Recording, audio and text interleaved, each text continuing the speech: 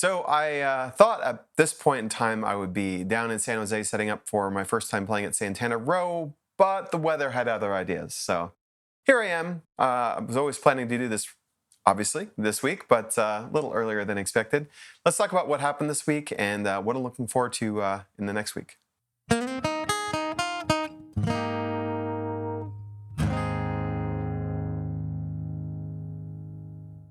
So here I am again in front of the wall.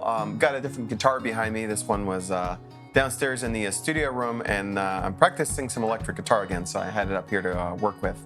But basically, this week is really marked more by practicing than performing. I had 2 gigs on the calendar, one of which I'll talk about, was on Friday, went really, really well, and the other one, as I mentioned, was rained out. It's kind of always a risk, and it's been particularly rainy, so January and February early February have been pretty tough in terms of outdoor gigs. Hoping that turns around pretty soon, because I definitely want to get more of that kind of stuff going. In terms of the gig on Friday, I was playing at Free Will Brewing, which has recently been renovated. So the floors are all newly updated. They have like new TVs on one of the walls. It just looks a little bit more cleaned up and really kind of nice and new. And I walked in the door there. Got there early because this is my job now, and I kind of got a sense for the vibe was a little more, felt just a little more upbeat, I guess I should say. Maybe it was the music that was playing, maybe it was the crowd that was there, but I decided in kind of the moment to pivot my set list towards more like upbeat music. Everything had a loop. I mean, I still do kind of like a combination like 60s through 2000s, but it really a heavy emphasis on the 80s and 90s in that setting, and that landed well. The most consistent feedback I got was people love my song selection, and a bunch of people commented on the looping specifically because they were also very loop forward songs. So sometimes you see me perform and like, oh, that's kind of interesting, like a song. Most of my songs do feature looping, but not all of them do, and some of them feature in kind of a subtle way. This was much more like there's a solo, there's a bridge, there's all these parts of the songs that are there, and that's what I do with looping, and I really kind of leaned hard into that. I also rolled out 5 new songs, technically I guess 3 new ones too that I done at one other gig, and they all landed really, really well. In fact, in general, the response to that gig was fantastic. The audience was really supportive. They really enjoyed it. Got some really nice comments. Some folks took business cards, and hopefully a couple students, actually, a couple people who are interested in learning to loop. That's my hope. But I will say that I made kind of a couple old mistakes because I have been out of practice performing, I think, really. I think that's something you can practice in the practice room, but there's a different kind of thing that you practice when you're playing in front of people. And that was, I felt I was a little rusty, to be honest. And that manifests in a couple ways. One, I kind of gassed myself out after one set. And I ended on a very high energy song for the first set. One of my new ones was, I'm doing Walk the Moon, Shut Up and Dance. And that song was just straight banger. It really landed quite good. And anyway, so that ended up being like a really good set. And then I felt like I got, honestly, hungry. Like I find if I don't eat on my gigs, I get a little bit spacey, and it's really hard to concentrate. There's a lot of things going on. Plus, I think the adrenaline levels do kind of wane as you kind of get into the gig. I felt like I played the second set a little looser. The audience wasn't any less supportive, and I'm sure most of those mistakes were kind of things that mostly only I knew. But I felt in particular like, because I spent so much time on new material, that my older material was a little bit looser in terms of solos and looping timing and stuff like that. So something to kind of remember, that I need to make sure that I maybe chop off the new material learning a day before I'm starting to perform again, so I can kind of roll through my existing material so I'm feeling solid for a gig. I didn't quite have the crispness that I wanted. And then the last set was pretty strong, ended strong. So that was the gig that I did, and I also spent a lot of time this week learning material for Rhythmic Tavern, the 4-piece that we're doing for the February 3rd Thursday, which has been a lot of fun. We had our first rehearsal, sounded really good, the 4 of us. It's a very, I don't want to say eclectic. We're a very multi-instrumentalist group. By that I mean like any of the 4 of us could lead sing like a whole set. Any of the four of us play guitar pretty well.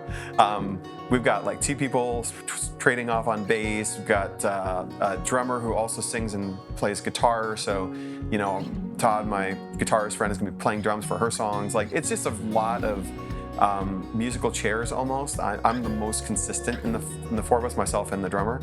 And it's kind of a fun challenge to lead a band where you've got all this like talent options at your fingertips and you're trying to figure out how to kind of construct a set list. So that's my project for today, is to really organize the set list. But one of the cool things about having four, you know, diverse musicians kind of come in and create something of this nature was the kind of musical influences are from all corners. I mean, we've got a drummer who's kind of more of a blues singer with a little bit of jazz influence. You've got, you know, me doing my kind of live looping 80s, 90s kind of stuff. You've got Todd, who can, but kind of very similar to what I do, honestly, but maybe more of a pitch towards the 70s, and he's got a different kind of vocal style. And you've got R. Vega, who is someone who is, you know, say the youngest in the band for sure, and who's bringing things that are more from this century.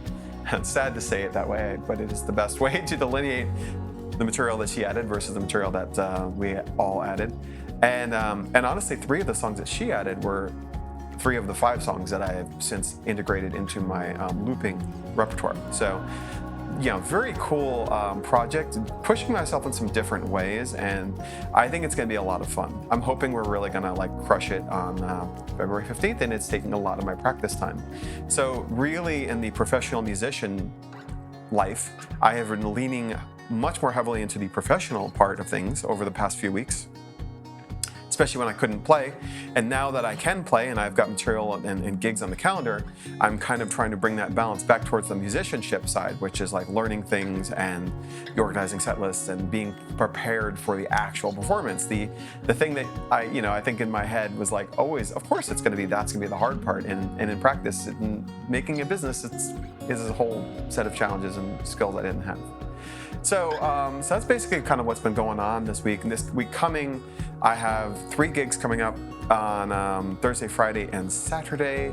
On a Thursday, I'll be playing up at Ocean Ale House in San Francisco. On Friday, I'll be playing a private gig at a person's birthday who I've played for before. And on Saturday, I'm going to be up at Los Altos for their Choco Stroll, for their Valentine's Day adjacent event. And excited for all 3 of those. Those are gonna be really good. So I'm just gonna continue to kind of work on approaching things the right way. I need a bit of longevity. That's 9 hours of music in a short period of time. And I don't think I've done that since I've been back from my surgery. So something to kind of build towards. So having said that, I want to talk a little bit about it's more of an observation than a tip, I guess, in this case, which is, and maybe there's kind of a tip in there too. I try to always think about how this is adaptable to a viewer, which is this idea of, I call it resensitization or resensitizing. What I realized somewhere during the week where I was doing all this practice and learning all this material, playing a lot of guitar, even doing a lot of singing, but especially the guitar, is, for the first time, now that I'm, how many weeks has it been since surgery? 12 weeks from surgery? I have, not no pain, but I have less pain than I can remember. And with the additional improvements on my right hand, where the pick is, where my natural way of picking up the pick now is with at least 2 fingers supporting the thumb, or a whole hand or a closed hand. Now this knuckle is starting to feel a lot better. In fact, I went to the doctor and she says, "Yep, you've done what you needed to do. Doesn't hurt anymore. Good job." And I want to thank, actually, there's a YouTuber. Of course, I learned everything on YouTube. Matti, darn it, I'm gonna put his channel up on his last name is escaping me right now. I want to thank him in particular. He just posted a video, like a vlog, talking about his own pain that was very similar to, certainly sounded reminiscent of the pain I was dealing with.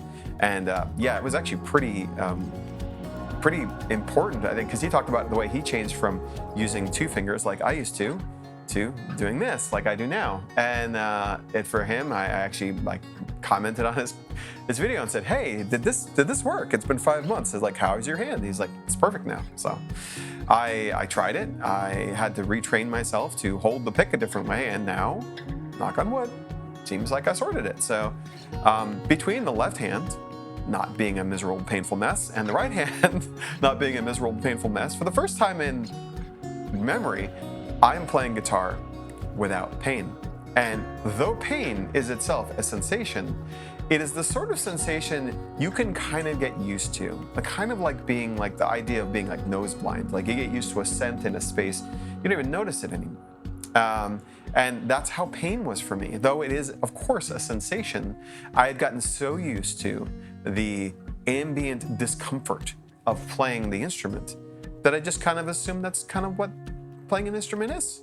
And wow, it's kind of a trip to realize that I've just been kind of carrying this feeling of like, well, this is just always painful, I guess, with me. And it was something I was used to it as part of the environment of playing music. I went into playing music professionally with that experience, with the hope that I would figure it out. And at least for the moment, as I sit here talking to you on February 4th, it's better now. So that's huge. Oh my God, what a relief. But it is something that I think it's really easy to become so used to something in your environment that maybe you wouldn't want to be used to, but you just are, that you can forget that sometimes there's another way to be, or, you know, it doesn't have to always be a certain way. I assume that that's just what I was. I play music and I hurt a little bit, and I try to like minimize the pain, but I was playing in rehearsal with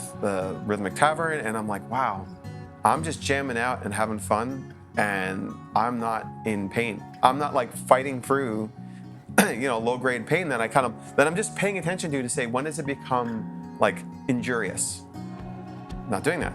I'm just playing the guitar and enjoying what I do. So, you know, I hope this continues to be the case. I need to not become I need to not become careless, because I do know my body runs towards like break, don't bend. And so I want to be careful about that. But yeah, it was, this has been it was a weird head trip. I was just sitting at my computer practicing material, and I'm like, I've been doing this for 3 hours today, and I don't hurt. So there you go. So I'm resensitizing, and I'm also getting some, kicking off some rust. I mean, it's not so much, you know, there is still some, like, it's not completely fully healed yet, which is also encouraging. Like, it's actually, there's a little bit of soreness here, like right here, it's a little sore, but not much. And as I continue to kind of approach the guitar the right way, hopefully that gets even better. But yeah, that's basically where we're at for today. I hope you are doing well, and hopefully all my gigs this week go really well. We have another rehearsal for Rhythmic Tavern on Tuesday, and then just 3 gigs back to back to back, where I'm hopeful actually the one in San Francisco is going to be quite well attended. And some of the songs I've learned, I'll just list those off real quick. So I did Shut Up and Dance by Walk the Moon, Kiss Me by Sixpence None the Richer. Took me a long time to get the band name right for that. Blinding Lights by The Weeknd, and then a couple old 80s favorites of mine, Take On Me by a-ha, and Don't You Forget About Me by, I think, Simple Minds. And yeah, watch me get that wrong. Anyway, those are great, and they all ended super great at Freewheel, and I'm excited to do, I think, all of those. Yeah, we're gonna do all those for Rhythmic Tavern. So there's a preview for you, and maybe we'll get some video. My hope is to try to find a way to get good video footage of us playing as a 4-piece, because it's a fun sounding configuration, and it's fun to kind of play in that space. So, you know, so we may even change our name if we decide to do a second gig. There's some grumblings about the name now that it's real. You ask for opinions about the names, you get, it doesn't matter. And then you pick a name and suddenly it matters. So it's another tip for you. If you want to unstick things, just put something somewhere and watch people push on it. Anyway, that's it for me for today, and I hope you do well and have a great week, and I'll talk to you next week. Oh, one last thing. I do have some video content on way. I don't know if it's going to happen this week or next week, but I'm writing a script for another loop tip video. Last week I said I had something like 146 subscribers, something like that, and that's actually gone really, really well. Like that video I posted, which was very niche, specifically focused on RC600 stuff, relative to my norm, people seem to like it, which I could not imagine a better way to grow this channel than to do it with content that people find valuable. So hopefully I've got some ideas on the next couple, and I'm going to try to start doing some loop kind of arrangement lesson videos, but I want to also create a companion for that talks about the way I approach looping. So that's being worked on kind of in the background, but there's a lot of stuff cooking right now, so keep them busy, and I'll see you all next week. Cheers.